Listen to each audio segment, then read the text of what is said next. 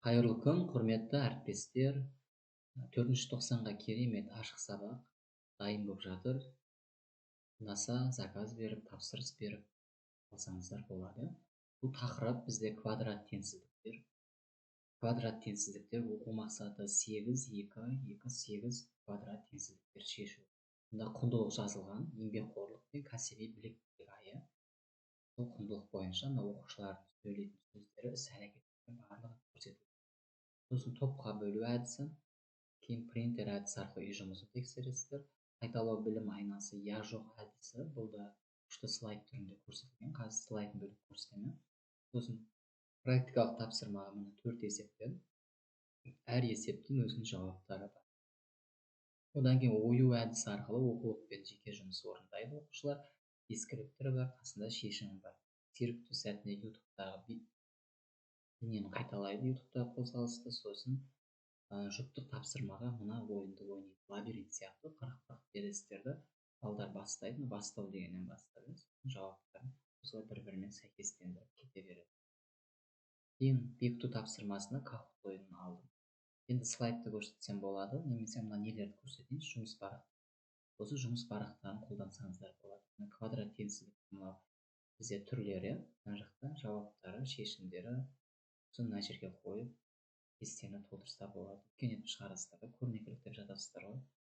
Соны A3 форматы шығарсаңыз болады. Сосын мынандай жұмыс парақтары бар. Осыны балдарға үлгерімі төмен оқушыларыңыз болса, немесе есеп шығармай отырған оқушыларыңызға осындай айтып берсеңіз болады. Карточкада сұрақтар. Сосын мына жаңағы қымыздағы не электрон түрде шығады. Лабиринт сияқты ойын ғой, не дейтін мына біріктіру. Енді қымызын көрсеттім, мен слайдты көрсетейін. Слайдқа тоқталатын болсақ, слайдқа қосып қоясыз. Барлығы бір тақырыптың ішінде, бір слайдтың ішінде деген ғой. Слайдты қосып қоясыздар да сабақты өте бересіз. Сабақтың тақырыбы, мақсаты, сосын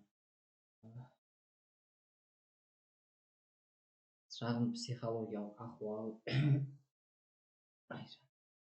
Енді мына жерде сөйлейді әріптестер. Сіздер ма балалар?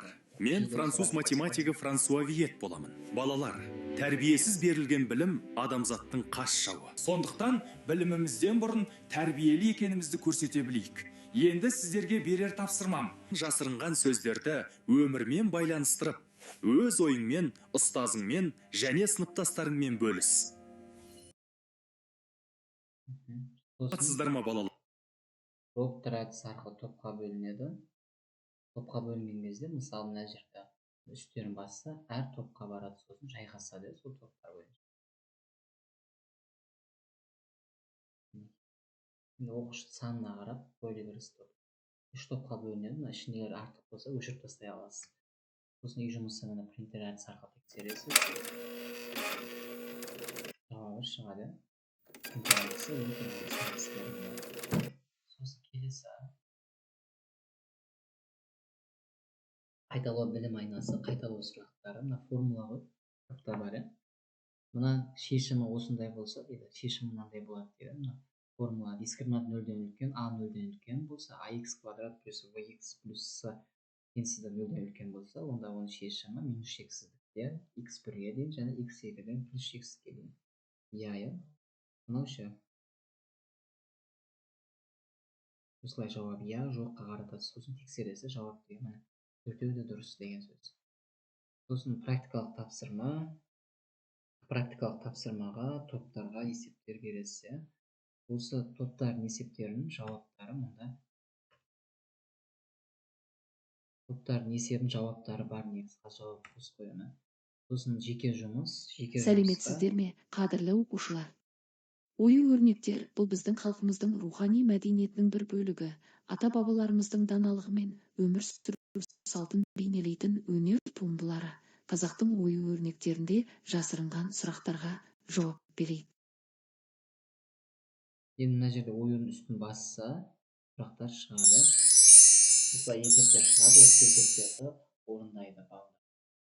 Квадрат теңсіздіктерге шешу, бұның барлығы оқулықтан алынған.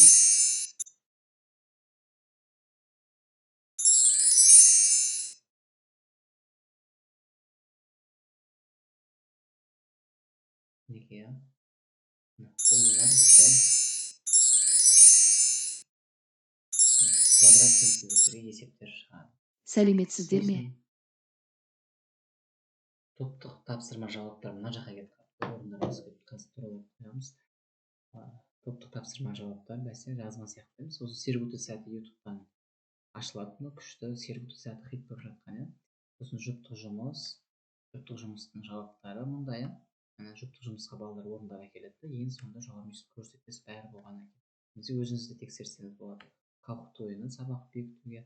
Сосын басында сіз бағалау парақтары арқылы балдар бағалайды топта бір-бірлерін. Ең соңында мына мақсат 10 балл, Малика 10, Арайлым 9 деген сияқты осылай басып шығасыз. Анербі оқушыларыңыздың аты жөнін жазасыз. Осымен сабағымыздың соңына келдік. Сабаққа кері байланыс бере кетіңдер оқушылар.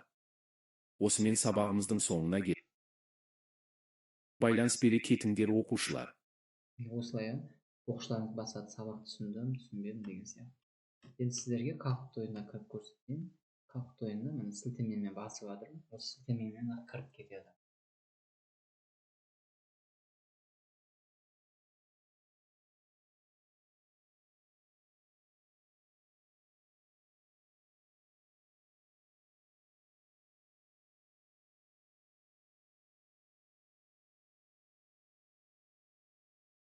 Кірді.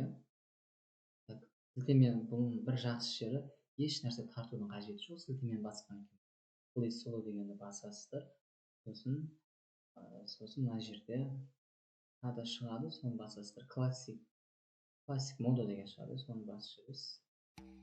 Кіреді мен старт дегенді басасыз. Өзі тапсырмалар шығады. Әр есепке мен 1 минут шығарады.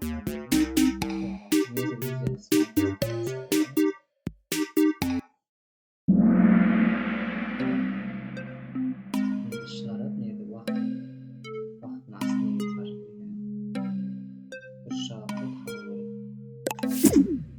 дұрыс жауап минус шексіздіктен минус 4-ке дейін, 2-ден 1-ден плюс шексіздікке дейін. Осылай балдар шығарады.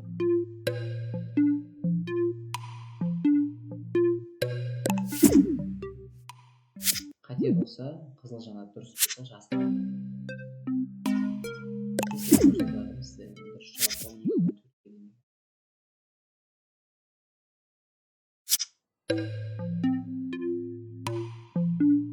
Балдардың шығарғанын қамтамасыз етіп отырсыздар.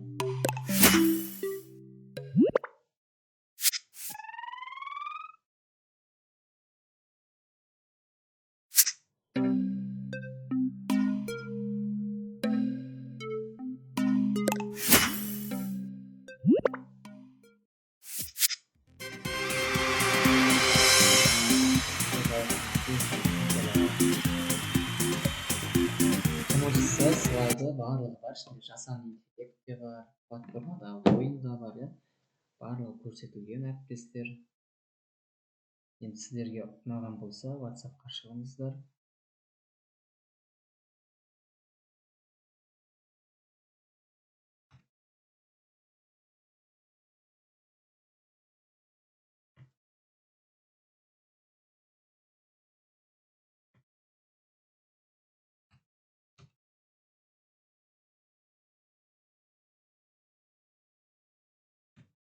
Слайдыңға.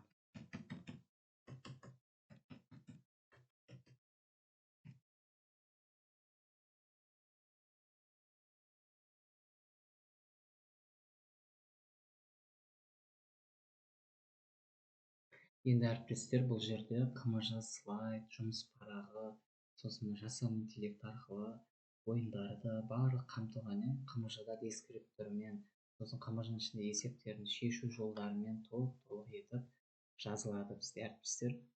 Сол үшін де сабағымыз көптеген әріптестердің алдында сұранысқа ие. Біздің командамызда шебер мұғалімдер, сондай-ақ зерттеуші мұғалімдер де сабақтар жазып, осылай өздерінің тәжірибесін көрсетіп жатады.